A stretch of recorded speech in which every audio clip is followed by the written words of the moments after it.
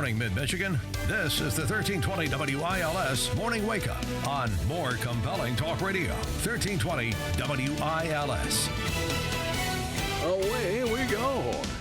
Good morning, Mike Austin here. It's 22 downtown Lansing. Still trying to figure out a good day to do the tree lighting ceremony here for the morning wake up. I get that thing out of the box first. Yes, it's an artificial tree. Sorry. Maybe we go one of each. We could have two trees. Two or trees. I don't know. It's 7:10 and 22 now. But I'm procrastinating, apparently, on lighting the tree. I don't know. Are you a chronic procrastinator? How does it affect your life? Why is it that you can't overcome that? As my dad would say, well, just stop procrastinating. Get on with it. Yep, Dad. Okay. Dr. John Braccio studies these kinds of things because that's what he does. Regional Psychological Services, East Lansing. And as always, on Tuesdays, joins us right now. Doc Braccio, good morning. Well, good morning to you. I might add that chronic procrastination is tough. It's a type of procrastination that a person constantly has and leads to them not completing activities they desire or mandated by work or other life responsibilities. And chronic procrastination, Mike, can be so devastating to the person that it can ruin and even end relationships and can make work advancement and even keeping a job impossible. It's actually amazing how many persons who have this condition do not overcome it. It is not unusual for therapists to work with persons in their 40s, 50s, and even older who have not learned how to overcome chronic procrastination, even if it has had major negative effects on all aspects of their lives. And even though procrastination is a problem that most persons have at times, the person with chronic procrastination has it all the time. The reasons for it would include anxiety, depression, perfectionism, low self-esteem, fear of failure, lack of discipline, psychological relief from not having the burden of doing something, laziness, rebellion against others, or self-destructive behaviors that can lead to problems in all aspects of their lives. As I previously stated before, chronic procrastination is also a major hallmark of ADHD. Now, following are ways to overcome chronic procrastination. Well, first of all, Mike, you've got to accept you've got a problem, okay, that needs to be resolved. Then you have to believe you can overcome it. You have to set up a plan to do it, set up daily goals of what you plan to complete, and work at them on the priority of importance. Keep track of a list of daily activities to complete and cross them off as you get them done, and then make sure you don't go off track, which is very easy to do by regularly looking at your list of daily activities and list the support of a family member or friend to help keep you on track if you find you lose track of time, and even have what could be called time blindness, where you really have no idea what time it is. Break down complex required activities into smaller parts and work at each one individually rather than getting overwhelmed by a large task that for one reason or another you're not able to do. Begin the hardest or easiest part of a long project, depending on which one will help, motivate you the most to complete. You may seek out a trained therapist who works with persons with procrastination to help you. If you find, regardless of how hard you try, you're not able to overcome chronic procrastination. And it's not a form of weakness to admit a problem is too much for you to overcome. It's a sign of weakness. So overall, Mike, chronic procrastination, if you have it, it can be devastating. We know people, we have this, we probably have it to some degree ourselves, like you're having trouble with that tree, okay? And I'm just saying, it's part of life, and if you have it, boy, can it impact your relationships, it can impact your academic career, it can impact your work career. It's something you really have to work on, and it's amazing to me how many people have it and just don't get over it, and it causes havoc in their lives. Big problem for people. Like you said, and I think with most problems in this realm, in your world, in your sphere, that you have to deal with people that have various problems. Step number one, no matter what, is admitting that, there's a problem. If you don't see it, then how are you going to work on it, right? Or if you don't recognize that you can change it, you're right. And some people just say, well, this is the way I'm put together. I just can't. Well, that's true, You may recognize it and just accept it. Go like, yep, that's me. I'm a procrastinator. But okay, so step one, like you said, I mean, you gotta recognize it. I like when you said, what was it? You said you did do a couple of easy things on your list, because that gives you sort of a victory, right? It gives you something that you can work on, right?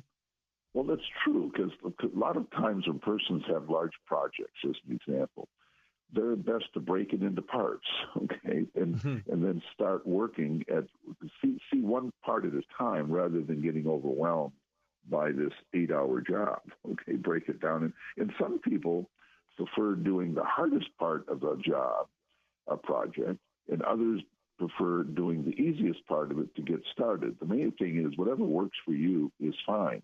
But a lot of times people just say, oh, my goodness, don't want to do that. Then they even feel good if they don't do it. They can say they feel relieved. Of course, the problem is they don't get things done, and this can lead to havoc, and it can lead to problems in their lives. And if you're a student, you can imagine what that does to you when you're supposed to get things done. So a lot of persons that don't do well in school, and then people at work that have projects, things they have to do, they can lose their jobs. There are plenty of people that just can't keep jobs because they just can't do what needs to be done. And when I say can't, ultimately it becomes a choice, because you have to set up a system, find ways that you can really work on procrastination. And then I mentioned the ADHD, which of course is a major group we work with, and that tends to be an area that has a lot of ADHD also, has a lot of problems with procrastination.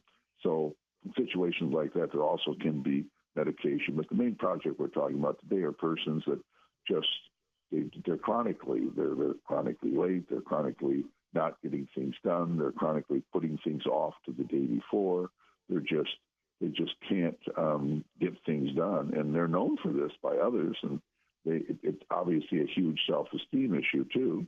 And then there are people that fear failure, so rather than fail, they have the ultimate failure. They don't try.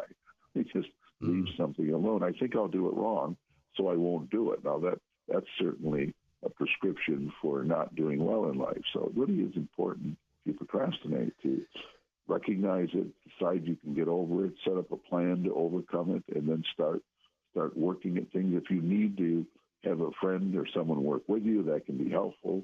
Also, a therapist can be helpful, who's trained in this field. But if you're a procrastinator, it can be torture. It can really cause a lot of anxiety, depression, a lot of negative things in your life. Yeah, and people. As so many things can. I said before, my dad, old tough World War II guy, you know what he would have said? Well, just get over it. Just stop it then. Well, Dad, I'm procrastinating. Yeah, well, don't. There you go. Thanks, Dad. But there's something to be said for that, though. Let me ask you this. That generation, which I revere, I really do, not just because of my dad. Greatest generation, yeah. But is it that what made them great was that kind of a mindset? Was that, so I don't need your help to help me get over procrastinating. I just need to do it. Just get it done. Just, as my dad would say, just stop it. Well, I think that attitude, obviously, they had the Great Depression. They also had, obviously, fought World War II all over the world, so it was a different set of circumstances. I think ultimately a person has to make that decision. I'm done.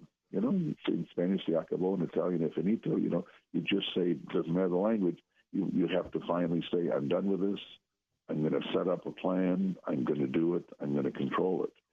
See, easier said than done, because there are a lot of people, you might be amazed, Mike, the numbers of people I've talked to really later in life that just never have been able to conquer that. And like your dad's view was right. You just have to finally say, it's over. I am done for this. I'm going to set up plans, and I'm going to do it. And if you do that, you're going to take control of it, because obviously if a person isn't born a procrastinator, and they're not a person who can't take control. And even if you do have, as I mentioned, the ADHD, you still just have to break things down, focus on things, get things done. Now, if we're talking on February 1st and you still have your tree, and you say, well, no, I'm getting it ready. I'm getting it ready for next year. I just there you get go. around to it this year. That's not what you want to do. It's going to be a Valentine's Day tree. There's what it's going to be. Doc, it's always good to talk to you on Tuesdays. I enjoy it so much. Dr. John Braccio, Regional Psychological Services. Good information as always. And we'll do it again next week, buddy. It's been great talking to you, my friend. Have a great week. Bye-bye. You as well. Bye-bye. 1320 WILS. It's 720. Mike Whalen, CNBC Automotive. We'll get to him next. Here on your Morning Wake Up, 1320 WILS.